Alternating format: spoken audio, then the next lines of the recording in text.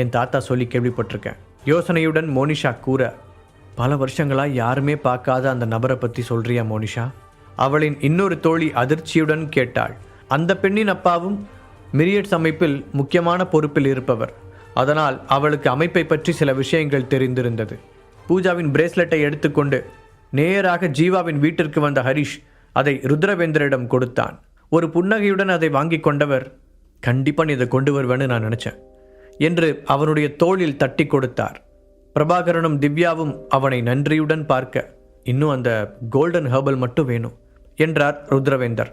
காலத்திற்கேற்றவாறு உடை, நடை, பேச்சு என்ற எல்லா விஷயத்திலும் ருத்ரவேந்தர் தன்னை அப்டேட் செய்து கொள்வார். அப்போதுதான் மக்களோடு மக்களாக அவரால் சாதாரணமாக நடமாட முடியும். ஆமாம், அடுத்தது அதுக்காக தான் கிளம்பிட்டு இருக்கேன். இப்போ கிளம்புனா தான் சரியாக இருக்கும் சொன்ன ஹரிஷ் தன்னந்தனியாக குரு சொன்ன அந்த கஞ்சமலையை நோக்கி கிளம்பினான். கடந்த முறை இதே போன்று ஒரு அதிசய மூலிகையை தேடி மலைக்கு சென்றதும் அங்கே வைத்து ருத்ரவேந்தரை முதல் முறையாக சந்தித்ததும் அவனுக்கு நினைவுக்கு வர தனக்குள் சிரித்து கொண்டான். மதியத்திற்குள் அந்த மலையின் அடிவாரத்திற்கு வந்து சேர்ந்த ஹரிஷ் அங்கு கூட்டம் கூட்டமாக ஏறிக்கொண்டிருப்பவர்களை ஆச்சரியமாக பார்த்தான். அதில் ஒருவரை நிறுத்தி அன்றைக்கு என்ன விசேஷம் என்று கேட்க, இன்னைக்கு அமாவாசைல, அமாவாசை பௌர்ணமி நாட்களில் இங்கே எப்போவுமே கூட்டமாக தான் இருக்கும்.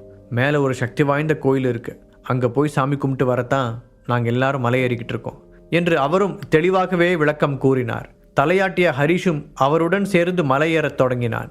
அங்கு நிலவி வரும் நம்பிக்கைகளை பற்றியும் கடைபிடித்து வரப்படும் விதிமுறைகளை பற்றியும் அவர் பேசிக்கொண்டே வர ஹரிஷ் அதையெல்லாம் அமைதியாக உள்வாங்கிக் கொண்டான். நல்ல உயரத்தில் இருந்த அந்த கோயிலை வந்து அடைவதற்குள் கிட்டத்தட்ட மாலை நெருங்கியிருந்தது. கூட்டத்துடன் சேர்ந்து அந்த கோயிலை வலம் வந்தவன் யாரும் கவனிக்காத நேரத்தில் அங்கிருந்து பிரிந்து காட்டுக்குள் நுழைந்தான். அடுத்த சில மணி நேரங்களில் இருட்டத் தொடங்க மக்கள் வந்த வேகத்தில் கீழே இறங்கிக் கொண்டிருந்தனர். பௌர்ணமி அன்று எவ்வளவு நேரம் வேண்டுமானாலும் அங்கே இருக்கலாம். ஆனால் அமாவாசைக்கு அப்படி இல்லை. கோவிலின் பூசாரி உட்பட எல்லாருமே இருட்டும் முன் கீழே இறங்கிவிட வேண்டும். இது பல நூறு வருடங்களாக அந்த கோயிலில் கடைபிடித்து வரும் நம்பிக்கை என்பதெல்லாம் வரும்போது கூட வந்த நபர் சொல்லி ஹரிஷ் கேட்டிருந்தான். அதனால்தான் மொத்த கூட்டமும் கலையும் வரை எங்காவது மறைவான இடத்தில் ஒளிந்து கொள்ள முடிவெடுத்தான். அப்படியே கோயிலை ஒட்டியிருந்த காட்டுக்குள் நுழைந்த ஹரிஷ் அடுத்ததாக எந்த பக்கம் போவதென்று தெரியாமல் திகைத்து நின்றான்.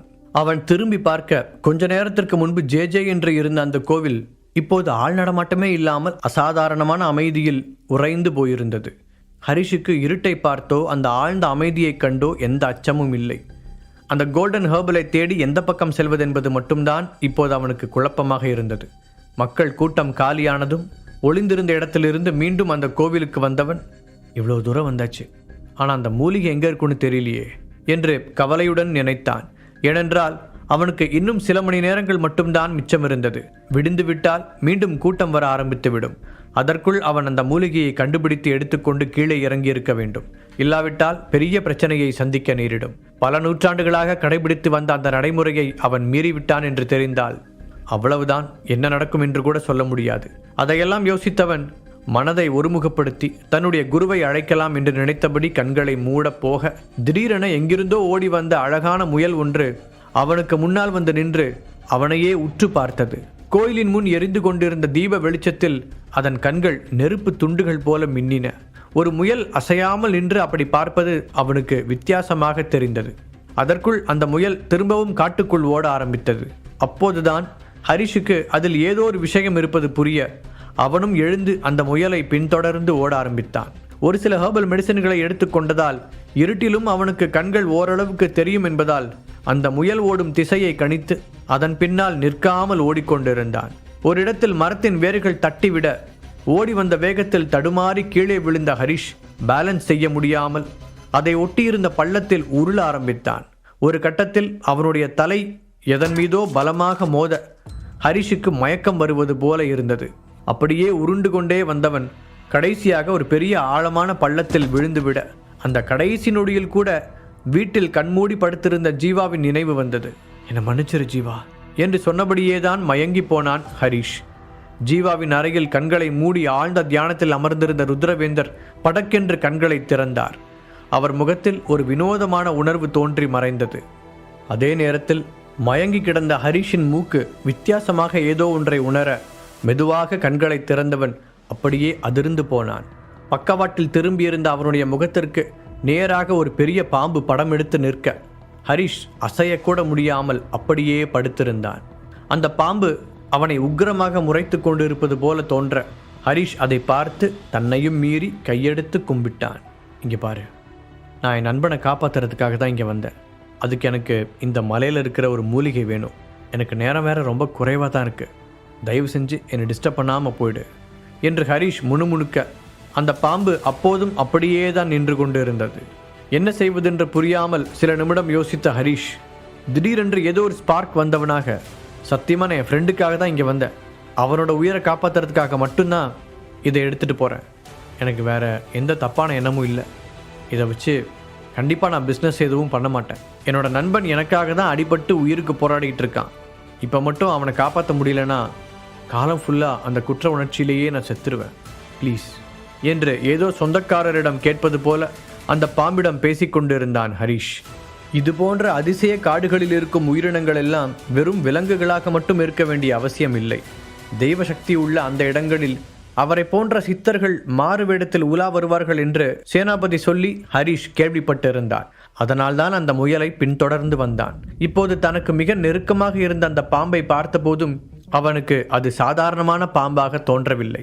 அந்த மூலிகைகளை பாதுகாக்க நினைக்கும் ஏதோ ஒரு சித்தர் தான் மக்களை பயமுறுத்துவதற்காக அப்படி பாம்பு வேடத்தில் இருக்க வேண்டும் என்பதை புரிந்து கொண்டான். ஹரிஷின் இதயம் ரொம்ப பலமாக இருந்தது. இல்லையென்றால் கண் விழித்தவுடன் அவ்வளவு பக்கத்தில் பாம்பை பார்த்தவர்கள் யாராக இருந்தாலும் இந்நேரம் ஹார்ட் அட்டாக் வந்து இலவசமாகவே பரலோகத்திற்கு டிக்கெட் வாங்கியிருப்பார்கள். ஆனால் எதையும் தாங்கும் இதயம் கொண்ட ஹரிஷ் அந்த பாம்பை பார்த்து பயப்படாமல் அதனுடன் பேச்சுவார்த்தை நடத்தி கொண்டிருந்தான். அதுவரை பக்கத்தில் நின்று கொண்டிருந்த பாம்பு அவனுடைய கடைசி வார்த்தைகளை கேட்டு ஏதோ ஒரு முடிவுக்கு வந்தது போல அவனுடைய உடலின் மேல் ஏறத் தொடங்க ஹரிஷ் மூச்சு விடக்கூட மறந்து அதிர்ச்சியுடன் அந்த பாம்பையே பார்த்து கொண்டிருந்தான். இப்போ நான் என்ன தப்பாக சொல்லிட்டேன்? உண்மைதானே சொன்னேன்? அப்படின்னா இந்த பாம்பு கூட என்ன நம்பலையா? திகிலுடன் அதையே அவன் பார்த்து கொண்டு இருக்க அந்த பாம்பு அவன் மீது ஊர்ந்து சாவகாசமாக மறுபக்கம் சென்றது. அதன் பிறகு நிற்காமல் சரசரவென்று ஒரு புதருக்குள் சென்று மறைய அவ்வளவு நேரம் அடக்கி வைத்திருந்த மூச்சை ஒரு வழியாக வெளியிட்டான் ஹரிஷ். அப்படியே மெதுவாக எழுந்து உட்கார்ந்தவன் திடீரென்றுதான் அந்த வித்தியாசத்தை உணர்ந்தான். ஆமாம், இன்னைக்கு அமாவாசை தானே, அப்புறம் எப்படி அந்த பாம்பு இவ்வளோ நல்லா என்னோட கண்ணுக்கு தெரிஞ்சது நினைத்தவன் வேகமாக தன்னை சுற்றி பார்க்க அங்கு தெரிந்த காட்சியில் அப்படியே உறைந்து போனான் ஹரிஷ். அந்த இடத்தை சுற்றி அப்படியே பொன் நிறத்தில் ஒளி தெரிய அவனுடைய கை கெட்டும் தூரத்தில் ஒரு கோல்டன் ஹெர்பல் செடி இருந்தது. அதை மறைத்துதான் அந்த பாம்பு குறுக்கே நின்றிருந்தது. அந்த ஒரு தாவரத்தின் வெளிச்சம் அந்த பெரிய பள்ளம் மொத்தத்தையும் தகதகவன மின்னச் செய்தது. குரு சொன்ன மூலிகை செடி அதுவாகத்தான் இருக்கும் என்று கண்டுபிடித்த ஹரிஷ் அதன் இலைகளை கிள்ளி ஒரு சின்ன பெட்டியில் போட்டு பத்திரப்படுத்தி கொண்டான். இனி எப்படியும் நண்பனின் உயிரை காப்பாற்றி விடலாம் என்ற நம்பிக்கை அவனுக்கு பிறந்தது. அந்த நம்பிக்கையுடன் அண்ணாந்து பார்த்தவனுக்கு அவனுக்கு மேல் தெரிந்த 50 அடி உயரம் பெரிய விஷயமாக தோன்றவில்லை. அந்த பள்ளத்தை ஒரு முறை கவனித்தவன் செடிகள் அதிகமாக வளர்ந்திருந்த ஒரு பக்கத்தை தேர்ந்தெடுத்து அதை பிடித்தபடி கவனமாகவும் வேகமாகவும் மேலே ஏறத் தொடங்கினான். வந்த வேலை முடிந்த நிம்மதியில் இருந்ததால் அவனுடைய மனம் அமைதியாக இருக்க ஒரு சில இடங்களில் சறுக்கினாலும் நினைத்ததை விட சீக்கிரமாகவே மேலே வந்திருந்தான். அதன் பிறகு கொஞ்ச நேரம் கூட தாமதிக்காத ஹரிஷ் தான் வந்த பாதையை தேடி கண்டுபிடித்து மலையிலிருந்து கீழே இறங்கப் போக தூரத்திலிருந்து அவன் போவதையே பார்த்து கொண்டிருந்தது அந்த முயல். உடல், தலை என அங்கங்கே காயங்களுடன் வந்திருந்த ஹரிஷை பார்த்த ருத்ரவேந்தர், என்ன அந்த மூலிகை கிடைக்கிறது அவ்வளோ சிரமமாக இருந்துச்சா என்று ஒரு சிரிப்புடன் கேட்டார். அப்போதுதான் அங்கிருந்த ஆளுயர கண்ணாடியில் தன்னை பார்த்தவன் தோள்களை குலுக்கிக் கொண்டே, உங்களை பார்க்க வந்தப்ப இருந்த அளவுக்கு கஷ்டமா இல்லை, ஆனால் கொஞ்சம் கஷ்டமாக தான் இருந்துச்சு என்றான். ருத்ரவேந்தரின் ஆசீர்வாதத்தால் தான் தன்னால் இந்த அளவுக்கு சிரமப்படாமல் அந்த மூலிகையை கொண்டு வர முடிந்தது என்று அவனுக்கு தெரியும்.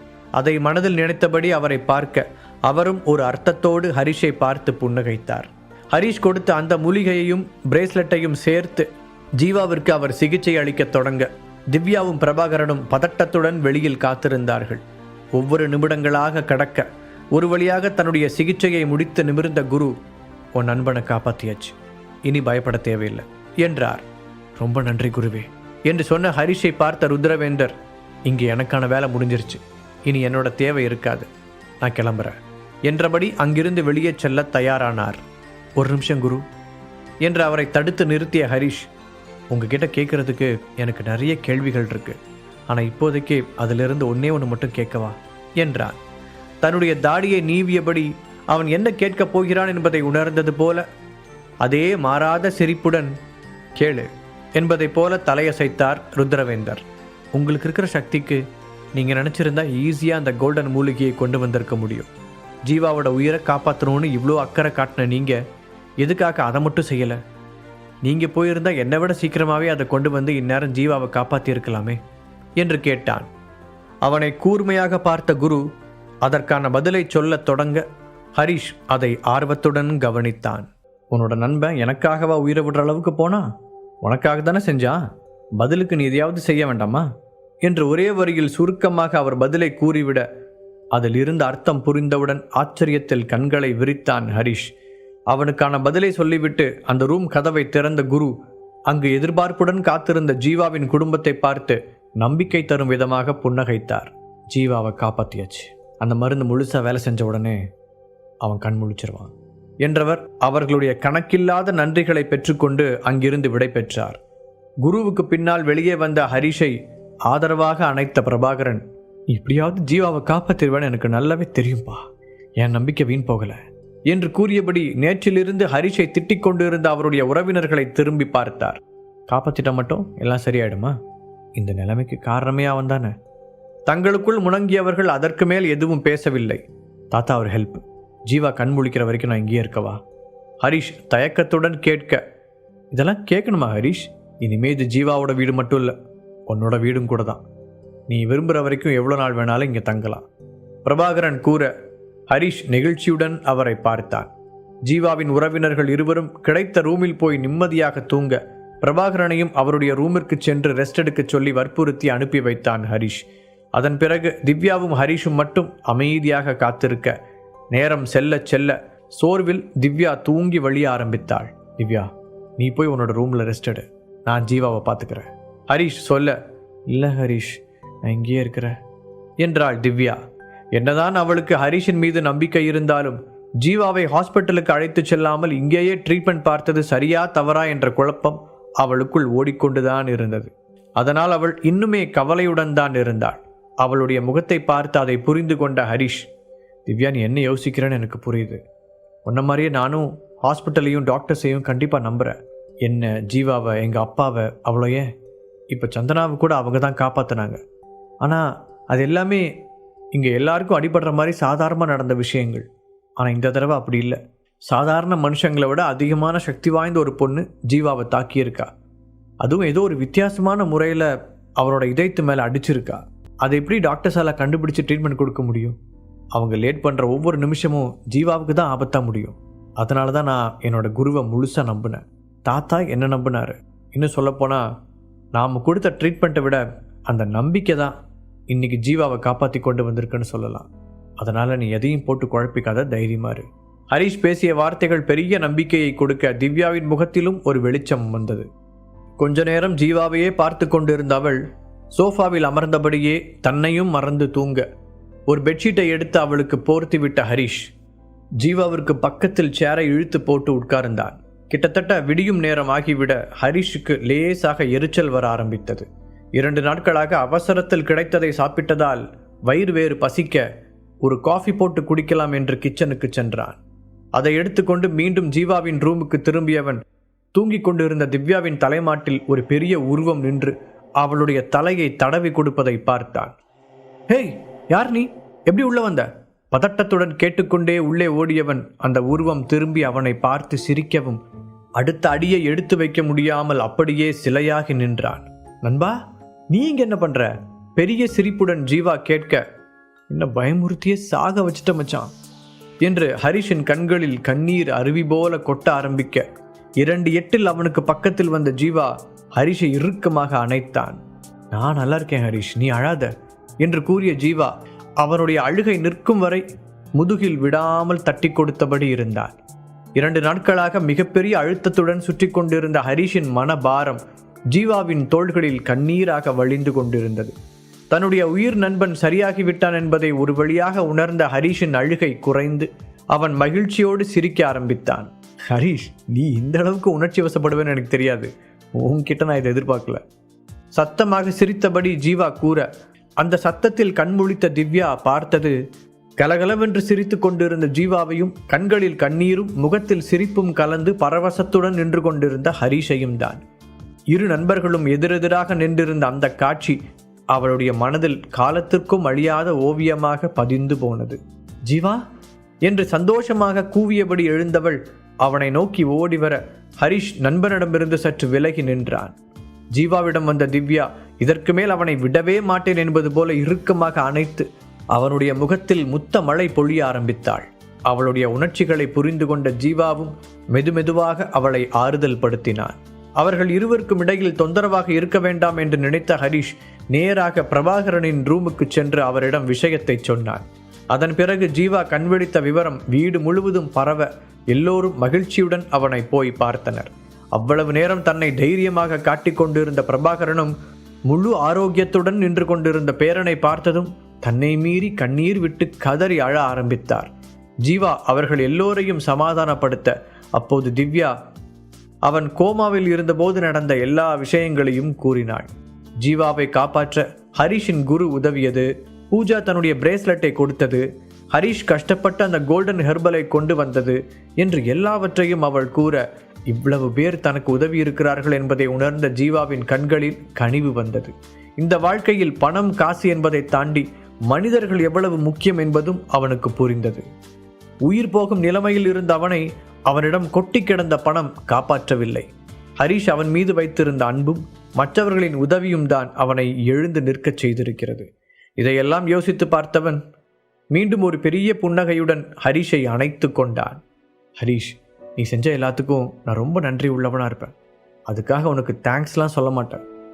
ஜீவா சொல்ல, அதெல்லாம் யாருக்கு வேணும்? முதல்ல நீ எனக்கு தேங்க்ஸ் சொல்லணும்னு நான் எதிர்பார்க்கவே இல்லை என்று ஹரிஷும் பதிலுக்கு கேலி செய்தான். அவர்கள் இரண்டு பேரும் சின்ன பிள்ளைகள் போல விளையாடுவதை பிரபாகரனும் திவ்யாவும் மகிழ்ச்சியுடன் பார்த்து கொண்டிருந்தார்கள். ஆனால் ஜீவாவின் உறவினர்கள் முகம்தான் அதை பார்த்து இஞ்சி தின்ன குரங்கு போல மாறியது. காலையில் கிளம்ப தயாரான ஹரிஷை திவ்யா வற்புறுத்தி சாப்பிட அமர வைத்தாள். அப்போதுதான் அவனுக்கும் உண்மையான பசி தெரிய திவ்யா பார்த்து பார்த்து சமைத்த அத்தனையையும் சந்தோஷத்துடன் சாப்பிட ஆரம்பித்தான். அப்போது அவனுடைய போன் அடிக்க காலர் ஐடியில் கயல்விழியின் பெயர் வந்தது. போனை எடுத்து காதில் வைத்தவன், என்ன ஏசிபி மேடம், இவ்வளோ காலையிலேயே கால் பண்ணியிருக்கீங்க, நீங்கள் டியூட்டி இல்லையா என்று கிண்டலாக கேட்டான். ஜீவா உயிர் பிழைத்ததால் அவன் நல்ல மனநிலையில் இருந்தான். என்ன பண்ணுறது ஹரிஷ், நமக்கு ஒன்று தேவைன்னா காலையிலேயே கூப்பிட்டு தானே ஆகணும். உனக்கு என்னெல்லாம் ஞாபகம் இருக்கா? நான் உங்ககிட்ட ஒரு விஷயம் கேட்டு ரொம்ப நாள் ஆச்சு. அது என்னன்னாவது ஐடியா இருக்கா? கேட்ட கயல்விழியின் குரலில் லேசான கடுப்பு தெரிந்தது. ஓ மேடம், பவர் பில்லுக்காக என்னை கூப்பிட்டுருக்கீங்களா? ஓகே ஓகே, நான் கூட ஏதோ என் மேலே இருக்கிற அக்கறையில் தான் கால் பண்ணிட்டியோன்னு நினச்சிட்டேன். ஹரிஷ் நேரடியாக விஷயத்திற்கு வர, அதை எப்படி கண்டுபிடிச்ச? அப்போ உனக்கு ஞாபகம் இருக்கு அப்படித்தானே என்று கொஞ்சம் கோபமாக ஆரம்பித்தவள் திடீரென அப்படியே குரலை தனித்து கெஞ்சுவது போல பேசத் தொடங்கினாள். ப்ளீஸ் ஹரிஷ், உங்ககிட்ட எக்ஸ்ட்ரா ஹெர்பல் டேப்லெட்ஸ் இருக்கா? எனக்கு இப்போ அது கண்டிப்பாக வேணும். நீ எங்கே வர சொல்கிறியோ அங்கே வந்து உன்னை மீட் பண்ணுறேன். எனக்காக இந்த ஒரு தடவை ஹெல்ப் பண்ணு என்று முடிந்தவரை பணிவாக கேட்டாள். ஹரிஷ் யோசனையில் முகத்தை சுளித்தான். இப்போது ஒரு பவர் டேப்லெட்டை தயாரிப்பது அவனுக்கு ரொம்பவே ஈஸிதான் என்றாலும் அதை சுண்டல் போல எல்லாருக்கும் தூக்கி கொடுக்க அவனுக்கு விருப்பமில்லை. என்னதான் கயல்விழி அவனுக்கு தோழியாக இருந்தாலும் அதை அவள் மட்டுமே பயன்படுத்துவாள் என்று அவனுக்கு உறுதியாக தெரியவில்லை. அம்மா, நீ எதுக்கு இவ்வளோ டேப்லெட்ஸ் கேட்குற? நீ யாராவது ராட்சசனை தூக்கி போட்டு அடிக்க போறியா? ஹரிஷ் ஆச்சரியத்துடன் கேட்க, அப்படிலாம் ஒன்றும் இல்லை, என்னோட மென்டர் கிட்ட தான் கேட்டேன். ஆனால் இந்த 3 வருஷத்தில் அவங்களால எனக்கு எந்த முன்னேற்றமும் கிடைக்கல என்று கயல்விழி வெளிப்படையாக பதில் சொன்னாள். அதனால தான் ஹரிஷ் உங்ககிட்ட கேட்டேன். உங்ககிட்ட எக்ஸ்ட்ரா பில்ஸ் இருந்தா அது எனக்கு கொடுக்கலாமே. நான் அடுத்த லெவலுக்கு போகிறதுக்கு நீ ஹெல்ப் பண்ணா நான் உனக்கு ரொம்ப நன்றி உள்ளவளாக இருப்பேன். கயல்விழி மீண்டும் கேட்க ஹரிஷ் இப்போதும் அவளுக்கு சம்மதமாக பதில் சொல்லவில்லை. ஏனென்றால் கயல்விழி யூனியன் அமைப்பில் இருப்பவள் என்று ஏற்கனவே அவள் சொல்லி ஹரிஷ் கேள்விப்பட்டிருந்தார். அங்கிருப்பவர்கள் தன்னை எதிரியாக நினைப்பதுடன் ஜீவாவையும் தாக்கியதால் அவர்கள் மேல் கோபத்தில் இருந்தான் ஹரிஷ். அதனால்தான் கயல்விழிக்கு உதவி செய்வதற்கு அவன் தயங்கினான். ஒரு நிமிஷம் கயல், நீ யூனியன் அமைப்பை சேர்ந்தவன் எனக்கு ஞாபகம் இருக்கு. நிஜமாவே அவங்க இந்த ட்ரைனிங்கில் சீரியஸாக இருக்காங்களா என்று சந்தேகத்துடன் கேட்ட ஹரிஷின் மனதில் பல்வேறு சிந்தனைகள் ஓடிக்கொண்டு இருக்க சடனாக நிமிர்ந்து உட்கார்ந்தவன், உங்கள் அமைப்போட ஹெட் பேர் ரேணு பிரியாவா அவங்க தான் அவனோட மென்டரா என்று பல்லை கடித்துக்கொண்டே கேட்டான். ஹரீஷ் குரலில் தெரிந்த மாற்றத்தை கைல்விழி கவனிக்கவில்லை. முழு கதையையும் கேட்டு மகிழ பாக்கெட் FM ஆப்பை டவுன்லோட் செய்யுங்கள். லிங்க் டிஸ்கிரிப்ஷனில் கொடுக்கப்பட்டுள்ளது.